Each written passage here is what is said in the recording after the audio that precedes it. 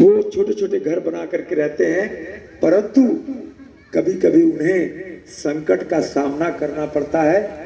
जब कहीं मकान या घर या झोपड़ा टूट जाता है और वो नया घर बनाने जाते हैं, तो भूमि का जो 100 साल पहले का मालिक है ना, उसके परिवार के लोग आकर के रोक देते हैं और उसका शोषण करते हैं, उसके साथ अन्याय करते हैं। इस शोषण और अन्याय को पूरी तरीके से समाप्त करने के लिए हमारी केंद्र और प्रदेश सरकार ने ये प्रधानमंत्री स्वामित्व कार्ड योजना का कार्यक्रम दिया है। और निश्चित रूप से आने वाले दिनों में ये जो संपत्ति का विवाद होता है गांव गांव में, एक एक फिट की जमीनों के लिए लोग आपस में लड़ते हैं, कटते हैं, जेल जाते हैं, मुकदमे होते हैं, ये सारी चीजों से मुक्ति मिल जाएगी और हर व्यक्ति अपने स्वामित्व को निर्धारित करके नक्शे बने हुए कार्ड को प्राप्त करेगा और वो तकनीकी रूप से इतना समृद्ध कार्ड होगा कि उसमें जो वो एक ऐसी व्यवस्था की गई है कि उसको आप कंप्यूटर के सामने रखेंगे तो सारा चीज कलर दिखाई देगा। और इसका आपके गांव में भी महीनों पहले ड्रोन के माध्यम से आपके गांव में भी ये व्यवस्था बनाई गई थी। तो उसी कार्यक्रम में मैं सम्मिलित था, माननीय मंत्री जी वहां पर आए थे।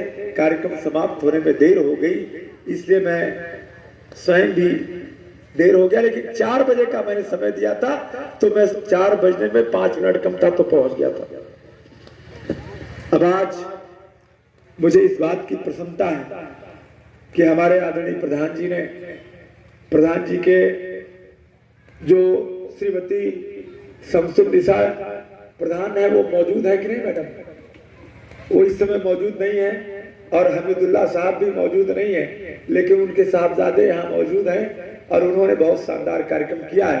मैं देख रहा हूँ कि जो अन्नपूर्णा भवन का निर्माण भी हुआ है, बहुत ही सुंदर दिखाई दे रहा है और इसके लिए मैं बहुत बहुत बधाई देता हूँ अपने प्रधान जी को और साथ ही साथ इस ग्राम के जो ग्राम विकास अधिकारी हैं, साथ ही साथ ग्राम पंचायत अधिकारी, अपने बीडीओ साहिबा को और अपने प्रमुख जी को, जिनके नेतृत्व में एक शानदार निर्माण हुआ है।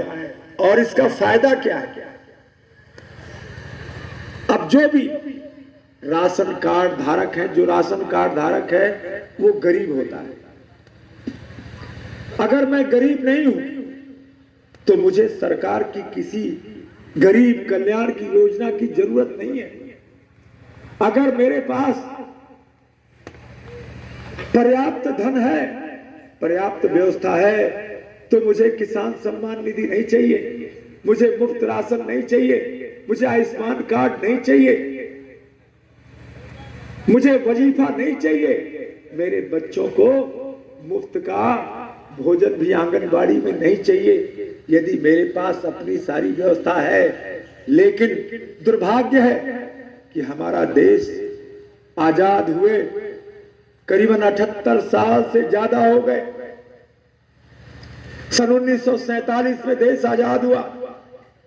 आजादी के समय आप लोगों में से शायद ही कोई रहा हो। 1947 में जब देश आजाद हुआ, उस समय यहां पर बैठा हुआ कोई शायद नहीं रहा होगा। हमारे उस जमाने के लोग इस दुनिया से हमको छोड़कर चले गए, परंतु उनकी कृपा है, उन्होंने अपने प्राणों का बलिदान देकर, सारे के सारे कष्ट उठाकर, देश की आजादी के लिए लड़ाइयां लड़कर हम सबको आजादी दिला करके वो गए। और देश की आजादी के समय, लड़ाई के समय, उन महान लोगों ने एक सपना भी देखा था। वो सपना